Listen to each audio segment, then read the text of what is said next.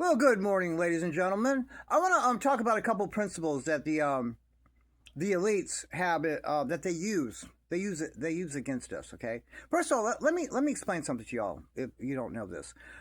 There are a few handfuls of very wealthy, powerful families. Okay, dynasties you would even call them, that have been around since the beginning. Okay, I mean, once you're wealthy, super wealthy elite like that, you're not gonna really lose all that, And so these same powerful families have always been the ones in charge, right? And what they do, guys, is they try to give us these false paradigms to hate one another. They want us to be the right left paradigm of the conservative against the liberals. They start trouble. They want us races against each other, religions against each other, people's sexuality. They want to weaponize. They want us doing that because they don't want us to notice and figure out what the truth is. The truth is, it's all the wealthy, powerful elites that have always run this world against us, is what it is. And if we ever figured that out, there's way more of us than there are of them. And they know what time it is. So they gotta, that's what they do. That's why they keep doing that to us, guys. They are the one fomenting all the trouble. We wouldn't do that on our own. They do it to us, okay? And there's a couple principles that they use. Well, not principles necessarily, but things that they do. One of them is called predictive programming. I've talked about this before. For instance, in The Simpsons, that's a good one. Everyone says, look, The Simpsons predict stuff and they come true. Well, no, what it is it's predictive programming. They're telling us what they have to do in advance. It's one of the principles they live by. If they tell us what they're doing, it's a karma thing. Then they feel if we don't act on or do anything about it, then we're consenting by default. That is what they actually believe. Okay? So they tell us things, and they use bread and circuses, and they use the arts to show us. Movies, television shows, books. And I'm going to be focusing on some of the books and the book titles I'm going to show you. How they just throw it right in our face, even with something so simple as that. You guys, it doesn't matter how abstract or complex they show us. They never just in black and white tell us what's going to be this, that, and the other. It's always presented to us in some kind of weird or different way. Okay? But I'm going to show you that. Because that principle is they have to warn us of everything. They have to do that. And the second thing is a principle that they call do all the good that you can. That's actually what they call it. Because they believe that all these bad acts they got to do, raping and defiling the children, up on the slab, taking people's lives, bribing people, getting people in these situations and getting them on film so you can blackmail them, lying all the time, all the stuff they got to do to keep this going. Well, they have a principle that if they do a lot of good deeds and actually help people and actually do good things, then it counters it. It's like they feel like, you got the bad and then you got the good. And if you can get them to weigh out, you're good. So they tell them, always do all the good you can. Do all the good actually you can.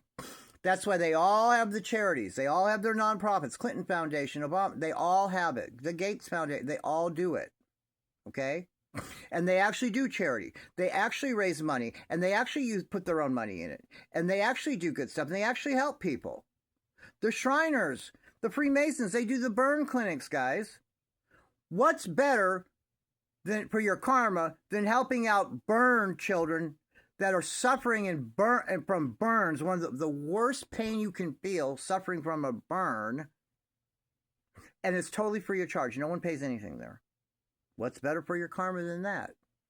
And they do it on the front. That's what they're doing, right? Okay, and that's also their cover. And they also do charities because charities don't pay taxes, guys. They shuffle around all their money and they launder it that way. It's disgusting what's going on. And it's also, well, who would suspect a charity?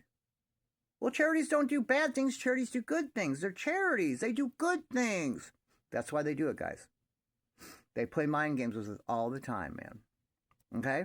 So those are the two principles. They have to tell us what they're doing in some kind of way. Predictive programming. Okay?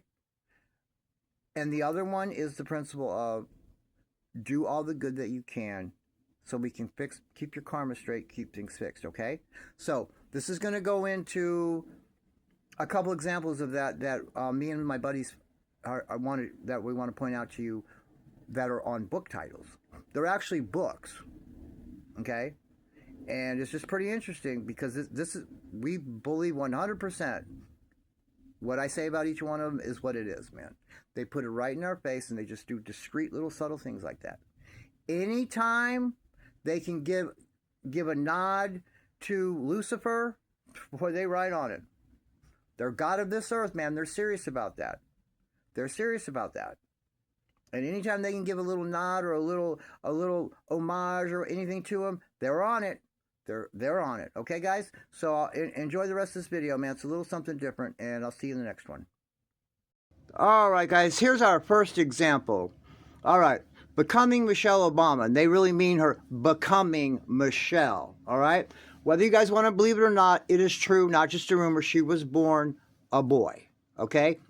They have fake pictures of her as a little girl in school and stuff, supposedly, that they use artificial intelligence to create what she would look like as a little girl and it looks like her to spread them around. No. She was a part of a program where they did this gender inversion type deal. And they put her through school and everything. Don't let her lie to you, okay? This is her sick way of saying she went from being a boy and becoming Michelle. She transitioned to Michelle. That is what they're doing. They're putting it right in our face because they think it's funny. It's absolutely ridiculous and despicable what these people do and put in our face. But that's what this is. This is one example of that. Well, look, we told you. Look at there. We told you right there. You know, she had to become Michelle Obama. I know some of you guys think this is crazy and this is a reach, but this is what these people do, and they laugh. Well, look what we have here, the light we carry. Well, we all know that Lucifer is a beautiful angel of light, and he is the light bearer, right? Everyone that he takes into his fold, and he gives they become enlightened ones, where the rest of us are just profane, useless eater trash. This is a nod to Lucifer. Any chance these fuckers get. All right, here we have the evil and despicable Hillary Rodham Clinton right in our faces, not even using a play on words. Something lost, something gained. How bold. That's actually what they term a sacrifice. That is what a sacrifice is, right? Sacrifice something for something else, give up something you love and dear in exchange for something else, in exchange for fame and fortune or other things of this world. This is what I mean, guys. Right in our faces. They think they're funny. They think it's cute. This isn't. Well, here's yet another great example. Look at here. It takes a village with all these children there. The elites are laughing at us. They think it's funny. We're supposed to go with, oh, she means, everyone needs to cooperate and help with each other's children and we all care for each other and all this shit. No, that's not what it means. It means we need your children. It takes a village of all your children. We need an never-ending supply of children to fuck and Okay, guys, I'd like to end the video up with this. Do all the good you can. I've told you this. This is a principle, God, she's bold, that they use. They actually say this. This counters all the bad karma. The good karma, do all the good acts you can do. Do all the charity you can do, charitable works, that will counter the defilement rituals and the fucking of the small children we have to do and all the bribery and blackmail and all the other sick shit we do. As long as you do all the good that you can, karma will take care of itself and you too.